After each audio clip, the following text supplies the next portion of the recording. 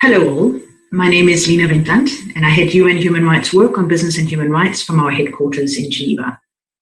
I would like to thank the working group for inviting me to share what our office has been doing in the field of access to remedy as part of our accountability and remedy projects.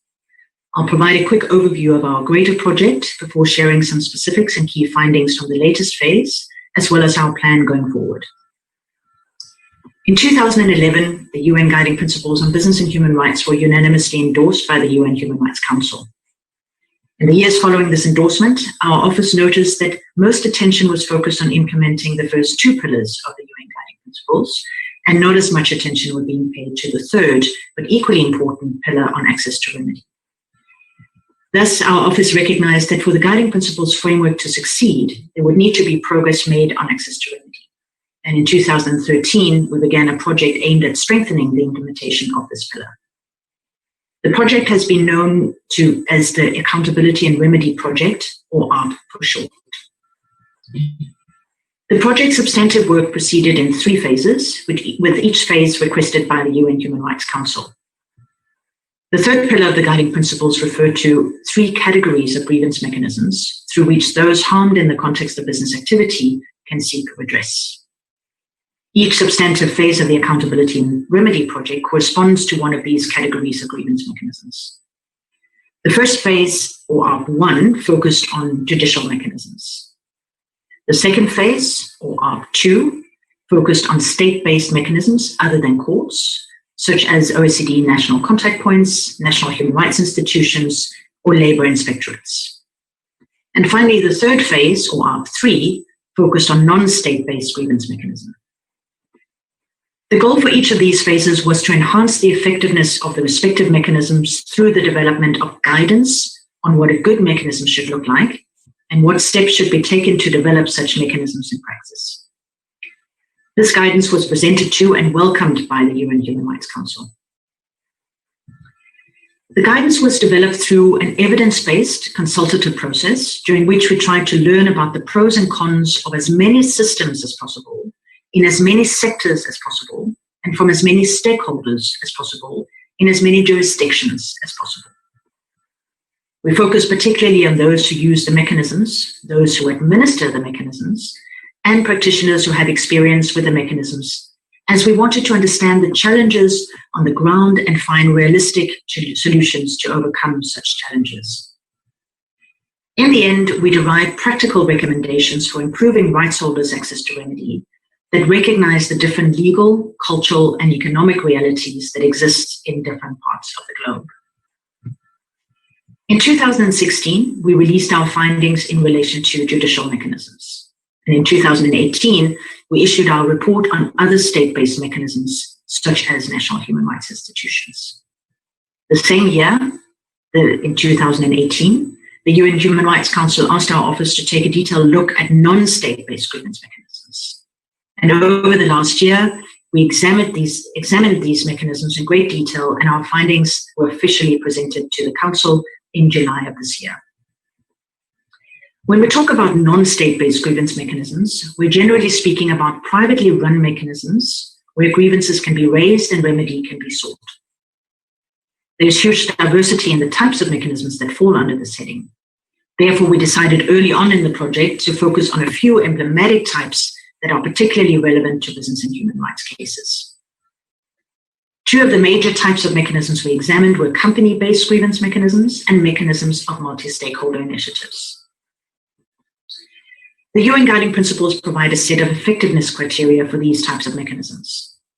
If these criteria are met, the chances are good that a mechanism will respect human rights and ensure good outcomes for those entitled to remedy. The Guiding Principles provide an overview of these criteria and explain a bit about what they mean, though we repeatedly heard from companies and others that administer grievance mechanisms that they would like more guidance on how to meet these criteria in practice. Thus, a large part of our focus for ARC3, for this third phase of the Accountability and Remedy Project, was on expanding upon what these criteria mean and sharing good examples of how different mechanisms have met the criteria in real life. To better understand how grievance mechanisms meet these criteria effectively and address human rights harms, we gathered empirical information from a wide range of jurisdictions on the design, functioning, and use of private mechanisms. This was done through, among other activities, questionnaires targeted at the general public, states and users, and administrators of different types of grievance mechanisms. Secondly, participation in over 30 events or consultations in over 16 different states, covering all 5 UN regional groups. We also conducted over 100 interviews with users of non-state-based grievance mechanisms and those who have designed, administered, or studied such mechanisms. And finally, we conducted a review of over 600 business and human rights related events, news reports, and grievances reported on the Business and Human Rights Resource Center. Through these activities, we learned an immense amount of information about how these mechanisms work and how they could be improved in real life. For instance, we found that, generally speaking, remedy seekers welcome having the option to use these types of grievance mechanisms. However, few of the mechanisms are reaching their potential as regards providing access to remedy. We also learned that rights holders continue to report significant problems with identifying, accessing, and using such mechanisms in practice. We found that eligibility and procedural requirements are often overly complex, making it difficult for remedy seekers to engage these mechanisms properly without significant support from third parties, such as non-governmental organizations or legal counsel. And we also learned that the remedies that may be obtained from such mechanisms are usually partial at best, in many cases due to the limitations placed on the mechanism's mandate, available resources, or both. When it comes to understanding rights holders' needs, we found that there are some problems that can be addressed through greater stakeholder engagement.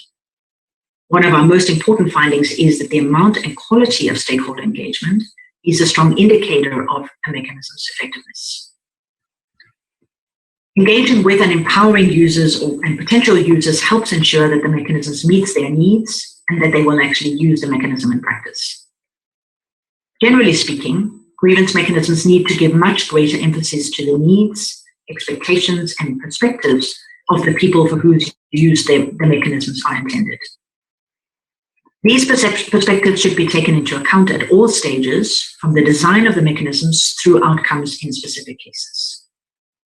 We came across several cases where the remedy itself created new problems and increased tensions within communities because there was a lack of understanding about how rights holders would react to the remedy. Another key finding concerns improving cooperation. There are ripe opportunities for increased cooperation amongst grievance mechanisms and with companies.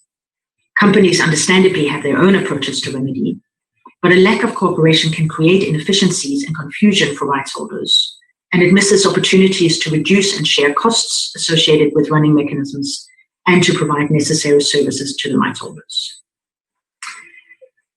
As regards the role of the state, we found that there is a lack of policy coherence in their approaches to non-state-based grievance mechanisms, which makes it harder for these types of mechanisms to reach their potential.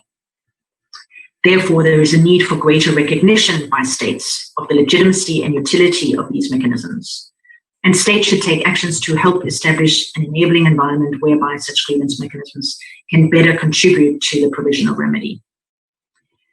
While these key findings can be found in our ARC3 report, so the report we submitted to the Human Rights Council in July this year, I would like to stress that the report focuses on evidence-based solutions and goes into much greater detail about how grievance mechanisms can meet the UN Guiding Principles effectiveness criteria, how developers and operators of mechanisms can improve cooperation, and how states can better facilitate access to these mechanisms in practice.